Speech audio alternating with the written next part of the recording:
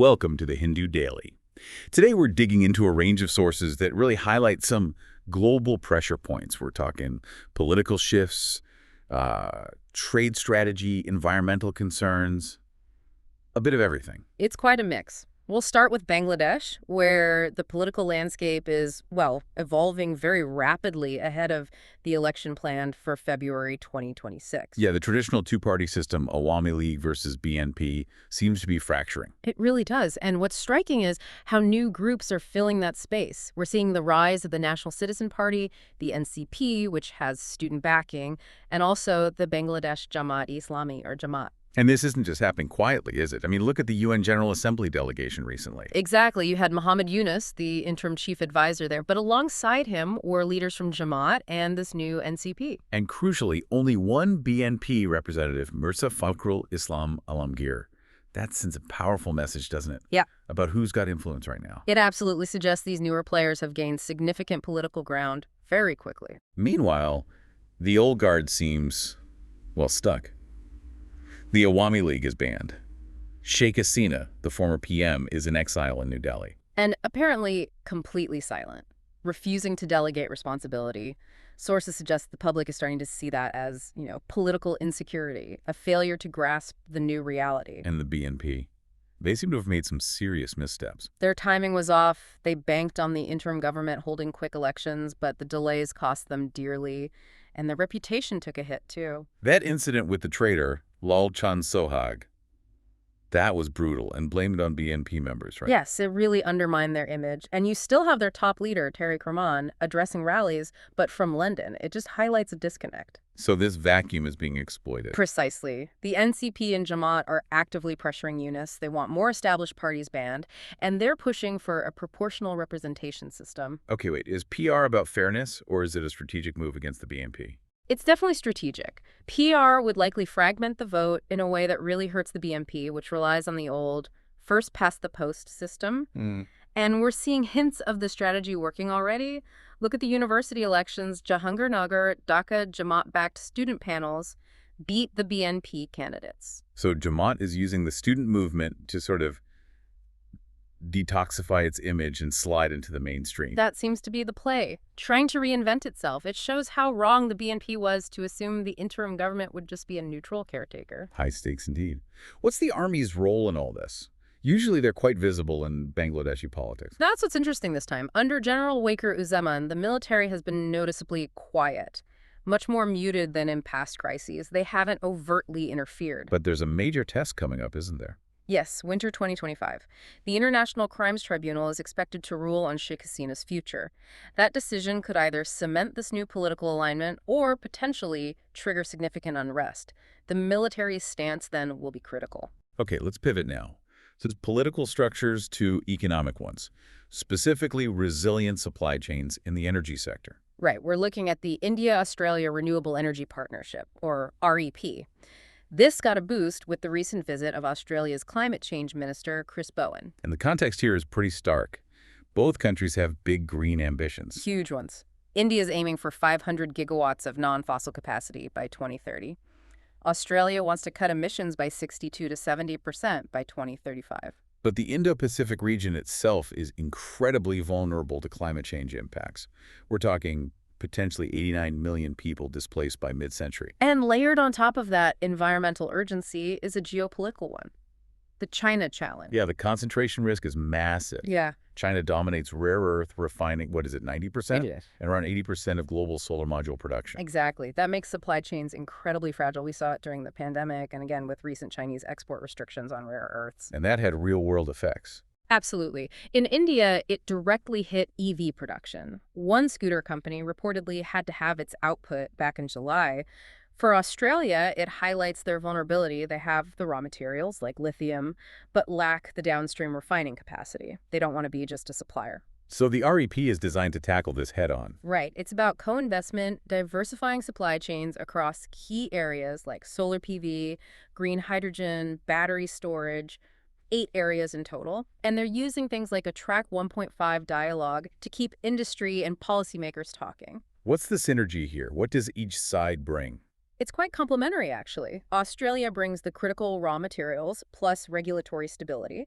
India brings enormous scale, market demand, that demographic dividend think skill India, and incentives like the production-linked incentive schemes. So together, they're trying to build a more resilient regional clean energy ecosystem, kind of a democratic counterweight to dependence on a single source. That's the goal, providing stability both politically and environmentally. Okay, now, for something that sounds maybe less geopolitical, but has surprising trade implications, tractor emission standards. Yeah, an opinion piece argues that environmental regulations, far from being a burden, can actually be a passport to stronger trade, using Indian tractor exports as a case study. It does seem counterintuitive. Regulation often feels like a cost. But India recently cut the GST on tractors, supporting a market worth over $1 billion in exports. And the argument is that tightening emission standards is the real strategic play here. India moved to Bharat Stage TREM 4 standards in 2023 that cut particulate emissions by something like 94%. That's a huge drop. It is. And the next step, TREM V, coming in April 2026, is key because it aligns Indian tractors with the tough standards in the US Tier 4 and the EU Stage V. And does the data show this alignment strategy is working? It seems so. While overall exports fluctuate, the sources highlight a surge in exports of larger tractors, the 75 to 130 kilowatt ones, specifically to the U.S. where that regulatory alignment already exists. And An even more dramatic example, exports of medium-range tractors to Belgium apparently jumped nearly 200-fold in the year after TREM 4 alignment kicked in. Wow, 200 times. That's what the data suggests. It shows meeting that higher bar really opens doors. Brazil's another example cited India having compliance standards already gave manufacturers an edge, leading to 65% compound annual growth in exports there after Brazil brought in its own MR standards. So the takeaway is clear. These standards aren't just red tape, they're a strategic tool. Absolutely.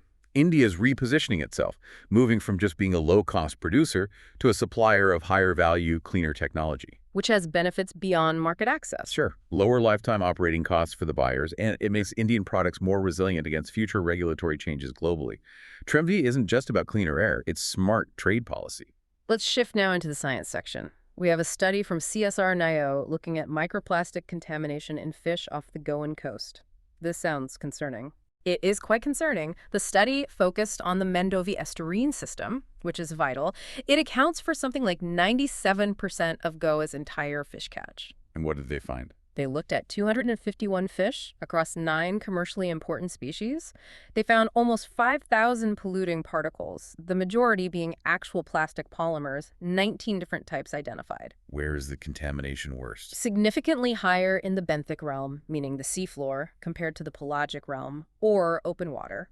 This points strongly towards sources like degraded fishing gear and wastewater discharge settling on the bottom. And the impact, both on the fish and potentially on us. For fish, the documented impacts include disrupted gene expression, oxidative stress, even reproductive damage. For humans consuming these fish, the concerns involve potential immune dysfunction, links to higher cancer risk, and even brain toxicity. And this study really shows how plastics move through the ecosystem, right? The trophic transfer idea. Exactly. Filter feeders, like anchovies or sardines, ingest the microplastics directly from the water or sediment. Then larger fish eat them, and the plastics accumulate up the food chain, reaching secondary consumers and even apex predators like the bamboo shark, which was also studied. Are there specific findings that stand out?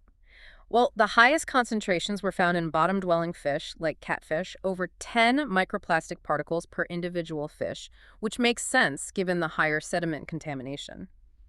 Anchovies had the highest in the pelagic zone. Interestingly, longer-bodied fish seem to accumulate fewer particles overall. And where in the fish were they finding these plastics? Primarily in the digestive tract, suggesting ingestion of contaminated prey or water is the main pathway. What did the plastics look like? Any clues to the source? Fibers were the most common shape, making up over half the particles, and the dominant colors were blue and black. Which suggests Fishing gear, like nets and ropes, breaking down is a likely major source for the blue fibers. Black particles often point towards things like tire wear residue washing into the estuary. So, while the study might classify the overall risk level as low for now, the presence of toxic polymers is worrying. Extremely. 11 of the 19 polymer types they found are known to be highly toxic. And another alarming finding was that out of 71 shellfish also analyzed, 66 showed poor nutritional status. So the ecosystem's health is already visibly suffering. Yes. The researchers stressed the urgency for societal action. Better waste management is crucial, obviously, but also more research into biodegradable alternatives for fishing gear and other plastics. It's a critical food source at risk. Right, let's move into our text and context section now. First up, the 2025 Nobel Prize in Economic Sciences. Yes, awarded to Joel Mocher, Philippe Aghion, and Peter Howitt. Their work really explains how innovation drives long-term economic growth. Mocher's contribution focused on the idea of useful knowledge, didn't it? That's right. He distinguished between two key types. First, propositional knowledge. That's the theoretical understanding, the why something works. Think scientific principles. Okay, and the second type? Prescriptive knowledge. That's the practical know-how, the instructions, the techniques to actually make something work reliably and reproducibly, like engineering blueprints or artisan skills. And his point was that you need both for sustained progress. Precisely. He used historical examples, like Leonardo da Vinci, whose brilliant ideas, propositional knowledge, often didn't translate into widespread use because prescriptive knowledge, the skilled artisans or manufacturing techniques needed to build them at scale, wasn't there yet. So the policy implication is? Governments need to invest heavily, not just in science, but in skilling the workforce, creating those engineers and technicians who can turn ideas into commercial products, like the skilled workers in Britain during the Industrial Revolution. And he also stressed the societal aspect. Yes, society needs to be open to change, recognizing that innovation inevitably creates disruption, Schumpeter's creative destruction. There will be winners and losers. Which brings us nicely to Aghion and Howitt. They provided the mathematical framework for that very idea, creative destruction. They did. Their models are incredibly influential. They help policymakers think about things like the optimal level of R&D investment in an economy. How does their model address the question of subsidizing R&D? It seems complex. It highlights a tension. On one hand, you can argue for subsidies because even when a new technology replaces an old one, society still benefits from the accumulated knowledge and effects of the old one. Okay, that makes sense. But on the other hand, the model also shows that established companies might overinvest in R&D, focusing on small, incremental improvements mainly to protect their existing market share and profits, rather than pursuing truly radical innovation. So the model helps find that sweet spot, balancing public good with private incentives. Exactly. It gives policymakers a tool to analyze that trade-off and figure out the right level of R&D support for their specific economic context. It's about fostering dynamism. Fascinating stuff. Okay, next in text and context, we shift from economic models to the hard reality of spaceflight safety. Specifically, India's Gaganyaan mission and its crew escape system, the CES. Absolutely critical technology. The mantra in human spaceflight is always crew safety above mission success. The CES is designed for that worst-case scenario during launch. Right, if the launch vehicle, the HLV-M3, in this case, malfunctions during the atmospheric ascent phase. The CES has to physically pull the crew module away from the failing rocket at high speed. And the challenge is immense, particularly because the main boosters, the S-200s, are solid rockets. Which means once they're ignited, you can't just switch them off. So the escape system has to generate enormous thrust very, very quickly to overcome the rocket's own power. We're talking accelerations up to 10 Gs, 10 times Earth's gravity. Which the crew has to withstand, albeit briefly. I read about a specific orientation protocol. Yes, the child and cradle orientation is designed to help the astronauts tolerate those forces for the few seconds needed to get clear. And Gaganyaan uses a puller-type system. Correct. Motors on top pull the capsule away. This contrasts with, say, SpaceX's Crew Dragon, which uses a pusher system where engines are integrated into the capsule's base. Then what happens after separation? A sequence of parachutes deploy drogue chutes first, then the mains to slow the module down for a safe splashdown in the sea. How is the decision to abort actually made? That relies on the Integrated Vehicle Health Management System. It's a sophisticated network of sensors and software constantly monitoring the rocket's performance and the crew's condition in real time.